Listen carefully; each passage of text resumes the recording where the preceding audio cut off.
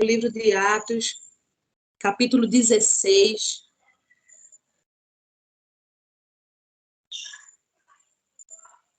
A partir do 19. Amém? A palavra do Senhor nos diz assim. Tem epígrafe na minha Bíblia dizendo assim: Paulo e Silas açoitados e presos. Vendo os seus senhores que se lhes desfizera a esperança do lucro, agarrando em Paulo e Silas, os arrastaram para a praça à presença das autoridades. E levando-os aos pretores, disseram: estes homens, sendo judeus, perturbam a nossa cidade, propagando costumes que não podemos receber nem praticar, porque somos romanos.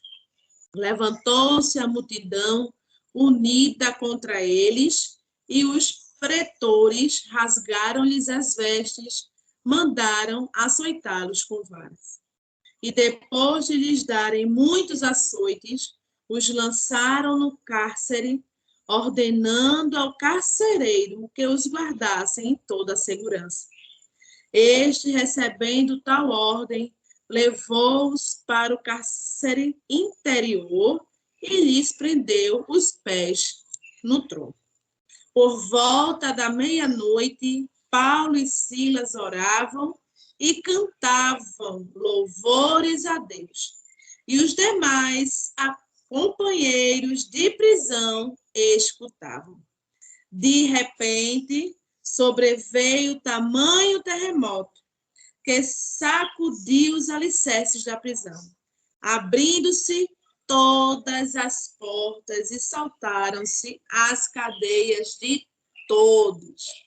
Glória a Deus. Amém. Foi essa palavra, irmãos, que o Senhor trouxe ao meu coração, né? Ali quando a gente vê, a gente vai voltar para o comecinho do capítulo 16, né? No finalzinho do 15, que é quando a gente vê que Paulo, ali ele estava com Barnabé, né? Viajando, fazendo sua segunda viagem missionária, e ali houve um atrito entre ele e Marcos e Barnabé, né? Que acabaram se separando, porque Paulo ele fazia a primeira viagem com Barnabé. Depois desse atrito que houve entre eles dois, eles se separaram. E quem ficou com Paulo foi Silas, né? E ali a gente começa a ver uma trajetória, irmãos, né? Que vem trazer o que o Senhor quer dizer aos nossos corações nesta noite. Todo um processo, né? Todo um processo para conquistar o propósito. Porque isso que aconteceu na vida de Paulo e Silas, né? Para que um propósito maior do que eles esperavam acontecesse. Então, o que o Senhor diz a mim e a você já de início: existe um propósito para a tua vida. Mas para que este propósito seja vivido por você e por mim, nós teremos que passar um processo. Né? E esse processo, muitas vezes, irmãos, vem nos tirar todo o senso. Né? Porque se Deus nos disser, olha, você vai passar por isso e isso para você alcançar, talvez aí a gente desista no caminho. E foi o que aconteceu com Paulo. Né? O Senhor ali, a gente viu ali no começo do capítulo 16, que Paulo ele chegou em Derbe, em Listra, né? E ali ele viu o discípulo, né? Timóteo. Ele conheceu ali o seu filho na fé. Ali Timóteo já foi escolhido para uma grande obra. Que logo depois nós vamos saber, né? E sabemos o que Paulo ensinou a Timóteo. Né? Ali nós já temos 2 cartas a Timóteo, instruções para a sua santa igreja, né? Que o Senhor vem orientando este jovem, que ainda na época ele era jovem, mas nós sabemos, né, que Deus ele tem um propósito muito grande na vida de Timóteo, assim como tem na minha e na tua vida, né? Hoje a palavra já diz: o que faço eu hoje tu não sabes, tu saberás amanhã, saberás depois. Então foi isso que aconteceu aqui com Paulo nesta situação. Ele foi ali, encontrou Timóteo, né? Logo em seguida ele deu instruções, né, ali para os presbíteros e apóstolos de Jerusalém, fortalecendo a fé, né, e aumentando o número de igrejas naquele lugar. né? Porque o propósito de Deus, irmãos, é salvar almas. E o Senhor diz a mim e a você, o nosso propósito também é levar a palavra do Senhor para que essas almas sejam salvas. E ali, Paulo, né, com toda euforia, né, do fogo do Espírito Santo, de pregar, de viver aquela palavra intensamente, quis pregar em todo lugar que ele chegava, mas a gente vê, irmãos, no versículo 6 em diante, que o Espírito Santo de Deus não permitiu que Paulo pregasse na Ásia. Ele impediu que ele e Silas pregassem naquele lugar. Só que ele não entendia, né? Até estudiosos ainda entram em consenso procurando entender o porquê e como foi essa intervenção. Mas a palavra do Senhor nos deixa claro. O Senhor tinha um propósito maior para a vida de Paulo e Silas. Não estou dizendo que aquela região não necessitava da presença do Senhor, não necessitasse da palavra, porque todos os lugares, irmãos, até os confins da terra, precisamos anunciar esta palavra. Mas naquele momento, eu creio que naquele momento, os irmãos da Ásia não estavam preparados para receber esta palavra. Por quê? Porque nós sabemos que o inimigo de nossas almas cega o entendimento de muitos. E eu creio que deveria ter acontecido isso naquele instante ali. E ele ainda insistiu. Ele foi para Mísia, tentando, né, na Bitínia. Mas ali também o Espírito Santo não permitiu que Paulo pregasse. Mas Paulo, irmãos, por ser um servo obediente, não questionou a Deus. E na mesma hora, Paulo teve uma visão à noite. O Senhor mostrou a ele um varão macedônio que estava de pé e lhe rogava, dizendo: passa na Macedônia e ajuda-nos. Irmãos, nós não sabemos o propósito do Senhor. Às vezes nós não entendemos o porquê o Senhor não nos quer em certos lugares. Nós não entendemos o porquê o Senhor não quer que nós nos sentemos em certas mesas. Mas o Senhor diz a mim e a você, tem tempo para tudo. Não era tempo de sentar, não era tempo de estar naquele lugar. Não era tempo de viver aquela situação. Por quê? Porque o Senhor tinha algo preparado para Paulo e Silas. E ali tinha alguém que rogava, irmãos. E hoje eu creio que existem pessoas que rogam, pedindo o socorro da parte do Senhor. Necessitado, com sede de Jesus. Mas aí lá em Romanos diz o quê? Como ouvirão se não há quem pregue? Não tem quem vá, irmãos. Mas o Senhor levantou Paulo e Silas neste momento e os levaram para este lugar para estar ali, irmãos, ajudando este homem que rogava, que clamava, que suplicava um socorro da parte de Deus. E o Senhor é aquele, irmãos, que inclina seus ouvidos para ouvir a voz, o gemido do necessitado. E este homem necessitava de um socorro da parte do Senhor. E ali a gente vê que Paulo foi, né? Paulo foi para Filipos, na Macedônia. Ele, né, e Silas, todo um processo. Mas veja o processo acontecendo. Né? O Senhor primeiro intervém, não permite que ele pregue na Ásia. Aí manda para Macedônia. Quando ele chega na Macedônia, irmãos, ele encontra um lugar e vai orar. Veja o propósito, veja já o trabalhar do Senhor na vida daquele povo. Né? Assim como ele faz na minha e na tua vida. Hoje a gente não está entendendo o porquê desse processo. Né? A gente está passando um processo sem entender, mas o Senhor está começando, ó, a desatar o nó, está começando a mostrar, está começando a revelar os seus mistérios. E ali foi o que aconteceu. Paulo, como chegou na Filipe, ali na Macedônia, encontrou um lugar de oração. Começou a ver ali um grupo de mulheres e começou a pregar, começou a falar do amor de Deus, começou a falar do Espírito Santo, começou a falar de Jesus, aquele que salva, que liberta, que transforma, que opera. E ali, irmãos, a palavra do Senhor diz assim: o Senhor lhe abriu o coração. A palavra foi pregada, a palavra foi anunciada, né? A gente vê também que lá na frente, Coríntios diz o quê? Que Apolo plantou, Paulo regou, mas o crescimento vem de Deus. A gente sabe, irmãos, que o nosso trabalho, mesmo que seja de formiguinha, mas haverá respostas. Sempre há respostas da parte do Senhor.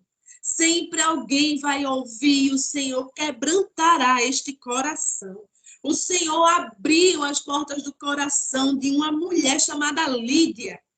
E ali ela ouviu, entendeu aquela mensagem, irmãos, e aceitou para a sua vida. E a palavra nos diz, né, que ali ela disse: se julgais que eu sou fiel ao Senhor, entrai em minha casa, e fica ali. Aí a gente lembra do Espírito Santo de Deus. E Paulo diz assim, ó, e Lucas diz assim: e nos constrangeu a isso. Né? Veja que coisa linda. Eles foram constrangidos a ficarem na casa daquela mulher. Aí a gente lembra do Espírito Santo de Deus, irmãos. Quando ele habita em nós, né? Quando nós sentimos a sua presença, nós ficamos assim, constrangidos diante do Senhor. Constrangidos pela beleza, pela grandeza, pela santidade do nosso Deus. E foi isso que aconteceu com aquela mulher. Né? Mas aí o processo, irmãos, não acaba aí.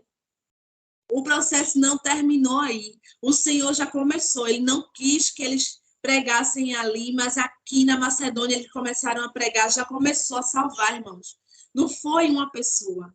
Já salvou uma família inteira. E eu creio, irmãos, que todos que estavam ao redor. Né? Porque quando a gente é impactado, quando a gente é transformado, o nosso testemunho vem trazendo vida para aquelas pessoas que olham para nós e dizem: esse é diferente.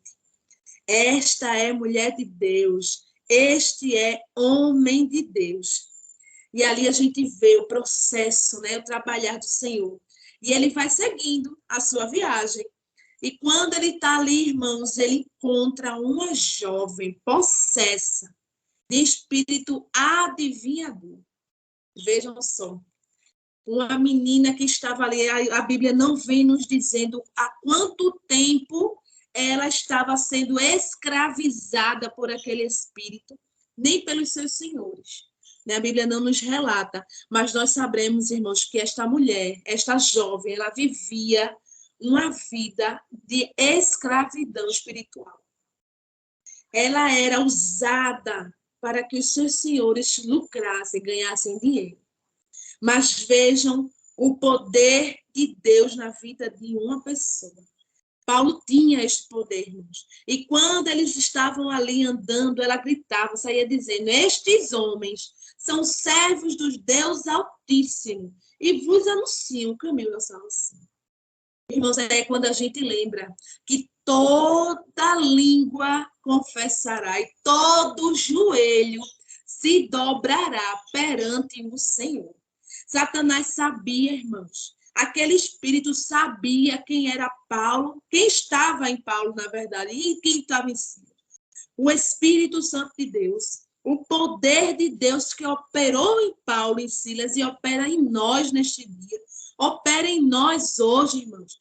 Quando nós somos transformados verdadeiramente, quando o Espírito Santo habita em nós e nós permitimos que ele opere, nós vemos esse poder. E nós vemos ali que o espírito, né, aquele espírito imundo daquela menina, ela queria que Paulo se enchesse de si, irmãos. que o ego de Paulo crescesse. Porque ela chegou, ficou elogiando o tempo todo ali atrás dele. Olha, esses são homens de Deus. Eles fazem, eles operam, são do Deus Altíssimo. Mas Paulo, irmãos, se incomodou. Veja que coisa linda. Paulo se incomodou com o elogio daquela jovem. Porque Paulo, irmãos, como eu disse, Paulo tem um poder de Deus na sua vida. Ele trazia o Espírito, né, o discernimento, irmãos. O Espírito Santo, ele traz esse discernimento em nossas vidas, para que nós venhamos ver quando vem de Deus e quando não vem.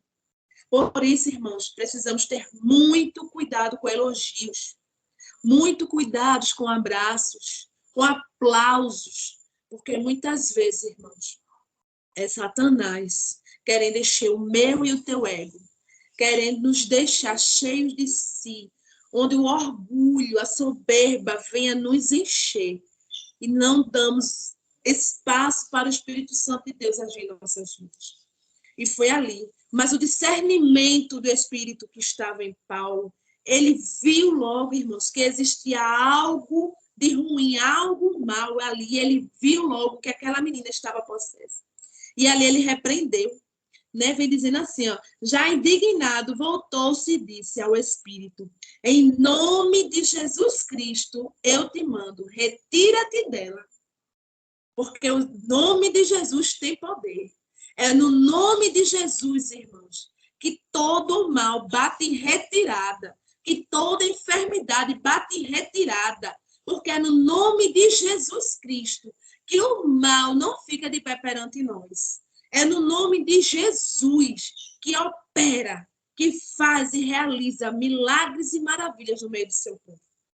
E ali aqueles senhores, irmãos, a gente vê, eles não gostaram.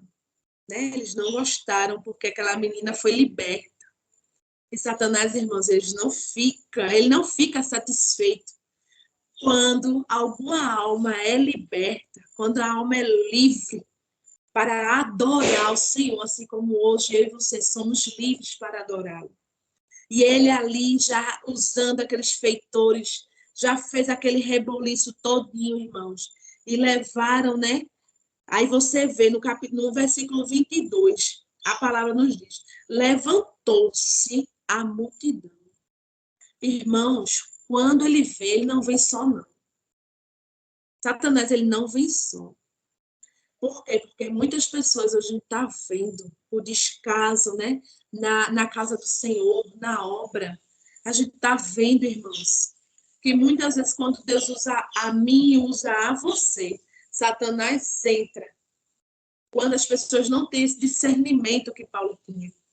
Ele entra no coração e faz com que aquelas pessoas vejam algo diferente e não existe.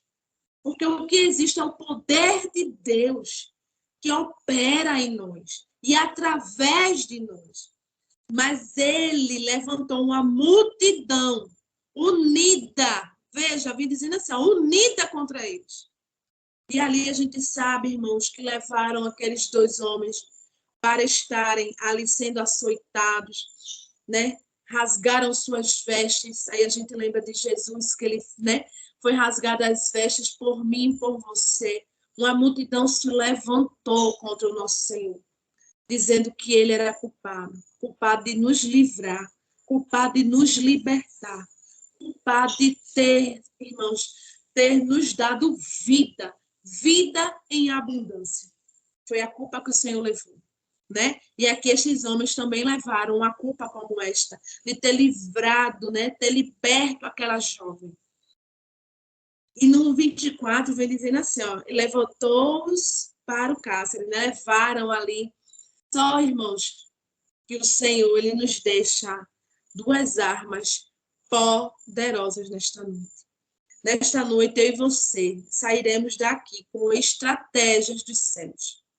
O Senhor diz a mim e a você, é através da oração, é através da adoração que nós, eu e você, seremos libertos. Que eu e você ajudaremos a libertar.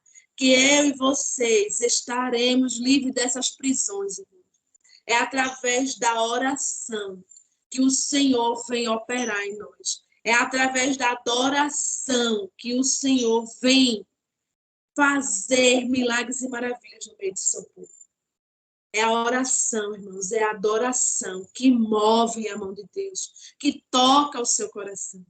Nós servimos um Deus, irmãos, que a nossa adoração faz a sua mão se mover a nosso favor. Ele não é um Deus que não possa ouvir. Ele não é um Deus que não possa agir. Mas ele é um Deus que opera. Ele é um Deus que faz. Ele é um Deus que dá ordem, que libera resposta, que abre portas e fecha covas. É um Deus que sara, que cura, que transforma aquele, irmãos, que está debaixo da sua potente mão. E a gente vê o agir de Deus, irmãos, quando a oração e a adoração juntas, né, trazem uma transformação, trazem algo para a vida dessas pessoas. Quando esses homens começaram juntos, irmãos, eu creio que já sem forças por terem sido ali, né, apanhados, terem sido escorraçados, terem sofrido ali na frente daquela multidão, mas eles não desistiram, irmãos. Então, nesta noite, o Senhor diz a mim e a vocês, não desistam quando vêm as setas, não desistam quando vêm palavras que venham entristecer o seu coração, não desistam quando as pedradas virem, porque minha sogra sempre diz assim, olhe, ninguém nunca jogará pedras em árvores que não dá fruto. Toda árvore, irmão, que dá fruto é apedrejada. Ninguém vai jogar, irmãos, pedras numa árvore que só tem folha. Tem que ter frutos. Então, estes homens, eles estavam dando frutos para o rei. E frutos bons, porque a gente viu que desde o começo foram frutos bons. E ali, irmãos, eles juntaram, mesmo nas suas poucas forças, mesmo, irmãos, no desânimo, mesmo nas dores, mas eles juntaram a adoração e a oração e começaram a buscar aquele que podia fazer algo por eles. E nós vimos o agir de Deus, porque vem dizendo, irmãos, que houve um grande terremoto, aleluias. Houve um terremoto, irmãos. O terremoto é a força que vem de baixo para cima, irmãos. Nós não sabemos, lá em 2 Reis, vem dizendo o quê? Que o profeta mandou cavar. O Senhor diz a mim, você cave poços, cave cisternas. Nós não sabemos, irmãos, nós não veremos nem vento e nem chuva, mas a certeza é que vai haver água. Assim foi com eles, eles começaram a cavar os poços, ali naquela prisão, irmãos, escuras, foi lá na prisão interna. São 3 portões para chegarem nesta prisão. Mas isso não impediu que esses servos do Senhor buscassem o Senhor em adoração e em oração. E ali a gente viu o agir de Deus. A gente viu o mover do Senhor. O Senhor fez um terremoto, fez um mover, irmãos, que estremeceu os cárceres, que estremeceu os alicerces. A gente sabe que os alicerces é a base da casa. O alicerce é o que está embaixo da terra. É aquilo que segura a parede, que segura o prédio, que segura algo. E ali a gente viu, irmãos, que foi estremecido o alicerce. Aí vem dizendo no 26, né, tamanho terremoto, e todas as portas se soltaram e as cadeias de todos. Irmãos, quando a bênção vem, não vem para um só, não.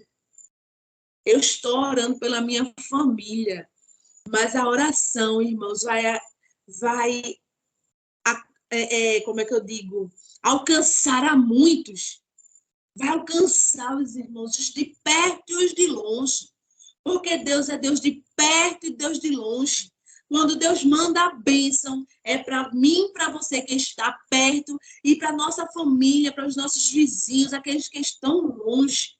para que vejam a grandeza do nosso Deus, para que vejam o poder que opera no Senhor.